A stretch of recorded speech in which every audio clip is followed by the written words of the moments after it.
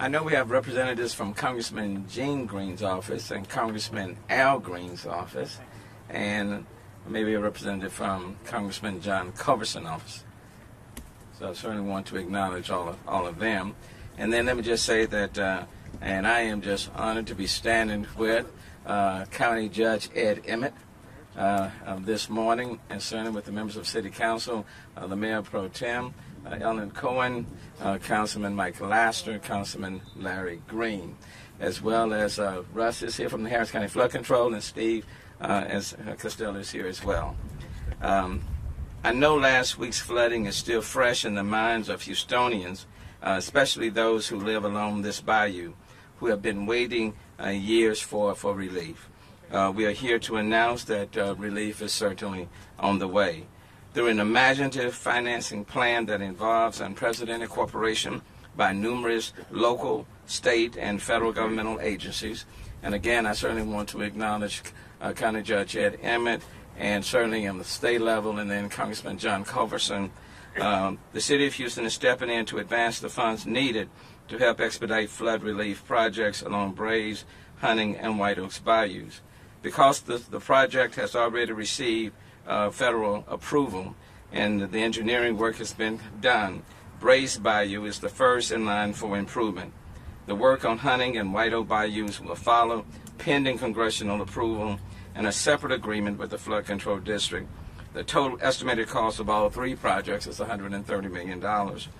In a separate and unrelated move, the city is also planning to study potential improvements to Keegan's Bayou, a Brays Bayou tributary which exceeded its banks during the last week's heavy rain. The analysis will look at options for creating additional detention and improving channel flow. These projects will greatly reduce the flood threats for residents along these bayous and remove hundreds of properties out of the 100-year floodplain. I want to thank the multiple governmental agencies, and I want to emphasize that, the multiple governmental entities that have come to the table to make this happen. The level of cooperation is unprecedented and a sign of just how committed everyone is to solving our flooding issues. It is no one entity's role today. This is a collaborative effort by so many. I said flood relief would be a priority for the city in 2017. However, we could not be moving forward without Harris County, thank you Judge Ed Emmett and the commissioners, the Texas Water Development Board, and the federal government, and I certainly again want to acknowledge Congressman John Culverson for his assistance. The city is providing the financing, but Harris County will be doing the work. And how will it work? Tomorrow I will ask City Council to approve a loan application to the Texas Water Development Board for the Brays Bayou improvement. Upon approval of the loan by the state, the city will in turn advance the $43 million to the Flood Control District to help pay for bridge replacements and channel widening in the Brays watershed from Buffalo Bayou to Fondren Road. The $43 million is equivalent to the amount the Flood Control District expects to receive from the federal government once the projects are completed. The city will be paid back as projects are completed, and the Flood Control District is reimbursed by the federal government. This plan will end the delays that have prevented the Harris County Flood Control District from proceeding with planned improvements in these watersheds. With the improvements we are announcing today, coupled with the $10 million of quick action projects anticipated to be done by the Stormwater Action Team announced 2 weeks ago, we will be making, I think, a large dent in Houston's flooding problems. We can never guarantee that we will eliminate flooding, but certainly we can work to mitigate the risk. I know residents in this neighborhoods have been waiting a very long time for Brays Bayou to be improved. Thanks to everyone who has come to the table, the county, the state, and the federal level, for making it happen. My hope is that you will, after this is completed, no longer have to rush to get furniture and carpet off the floors when heavy rain is forecast. Once we finish here, we will move to the other areas of Houston that have suffered. And my goal is to do as much as possible to keep water out of people's homes and businesses, and I know I speak for everyone that's involved. And so again, I want to thank the county. I want to thank Judge Ed Emmett. We've had many conversations over the last several weeks in order to make this day possible. Judge, thank you so very much. Thank you very much, Mayor. You know, anytime we deal with an emergency, like a hurricane, it's always important for the city and the county and the state and the federal government to cooperate. And we do that. And we've done that very well when events hit. But you know, something like flooding, it's far too easy for people to say, well, we just live on the Gulf Coast and we're just going to flood. The mayor does not accept that. The city doesn't accept that. I don't accept that. Harris County doesn't accept that. None of the members of Congress accept that. So today is, it's the culmination of a lot of conversations, but it's part of a process. We really are beginning to constantly look at how can we do this more efficiently. Little history. I'm a graduate of Bel Air High School. My wife's a graduate of Bel Air High School. We know Meyerland very, very well. And I know that it didn't used to flood like this. And so something is fundamentally wrong, and we need to fix it. So that's what this morning is really all about. But in taking this creative financing approach, it's going to be pretty easy to people say, well, you should do this or you should do that. This is a team effort. I've had many conversations with Mayor Turner, some early in the morning, some on the weekends, trying to make sure that this all is going to work. Commissioner Raddick, Commissioner Ellis, Commissioner Mormon, they all have an interest in Bray's Bayou. I believe we're in Commissioner Raddick's precinct right now. They're all on board. Congressman Culberson, you know, I called him and I said, now Congressman, I know he's one of the people that is fairly important in the appropriations process up there, and he wanted to be sure that we all understood that he supports this and he can put the money in the Corps of Engineers budget. But we don't have earmarks anymore, so we all have to realize that there's a limitation on what any individual member of Congress can do. But the entire delegation is supportive. And then that gets us to the Corps of Engineers. You know, they are a key partner in this, and we can't forget that. So what we're dealing with this morning is what we all say we want to do all the time.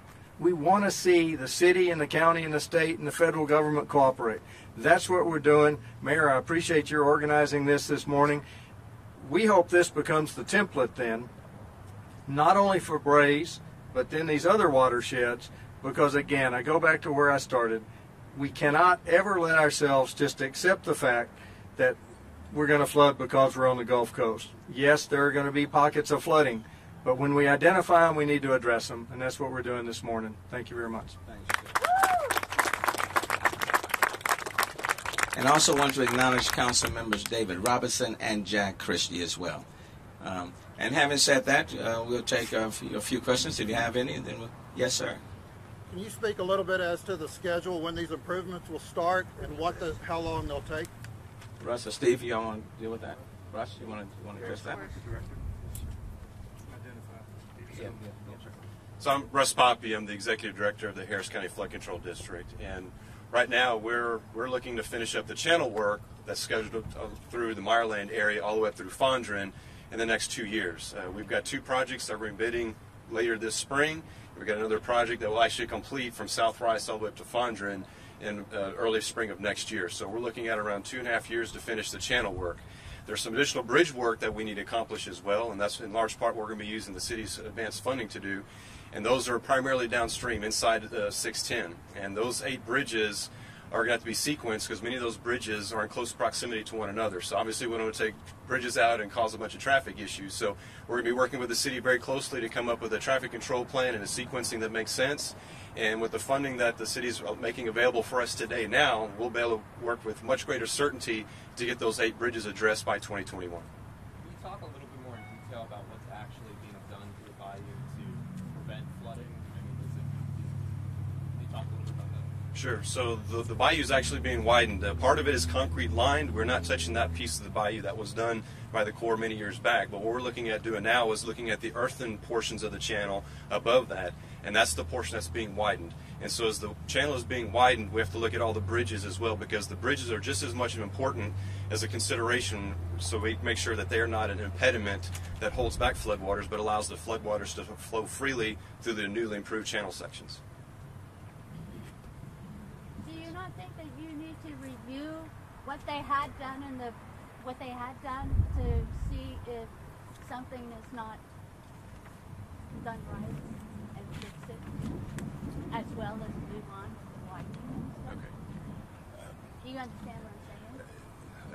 Okay, so you're asking to go back and look at how we got to where we are? No, I'm saying, do you think that you ought to review what they've done to see that it's right under there? Well, sure. The It project. doesn't seem to work. Well, it's not completed, and we're still working on getting the remaining channel sections in place. For example, the Yes. outflows, we were informed at a previous flood meeting that they could not be enlarged, even though Rebuild Houston came through our neighborhood and made giant 5-foot wide drainage pipes heading right by my house. But we were told that the outflows that actually go to the bayou could not be increased. Is that going to be addressed in this new interagency cooperation? So just as a follow-up to the community, the city continues to do improvements throughout the community and Rebuild Houston. And yes, we tie into the existing outfalls because we do not want to increase the flows into the bayou. So we will be continuing to look at that particular provision as we move forward on this project, and I will be working closely with the director on those issues, okay? I have Yes, a sir, question right here. about Yes, the sir. concern What- about what's that- what's that? the negligence in putting the backflow preventers on these new drain pipes, having lived here and flooded in 2003 and most recently now flooding the last 4 times, Mayor.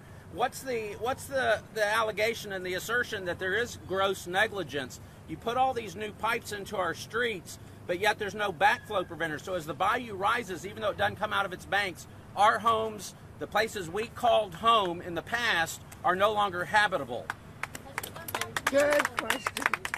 What if it goes to the manhole, not the bio overflowing? So we appreciate what the allegations are from the community, and we are continuing to look at the technical evaluation of how we're constructing Rebuild Houston. Again, we will be looking at how, if and when we want to put outfall structure, gated structures on them, and that's something that I will be dealing with the flood control district as well as with public works at But this there time. were public hearings about the one lack second, of one that second, and the one failure second. to place those. One because the second. Army Corps Yes, of sir. Engineers 2 years time delay. Summarize the sequence in terms of funding. What the chronically reported, as you know, is the way that's going to work is the city is going to request funding from the state, then it's going to redirect county. The funding that has already been approved. Can you summarize how the process is going to Yeah. work step by step? Well, the funding has already been pretty much approved. The City Council will be voting on the loan request on tomorrow. That will take place on tomorrow.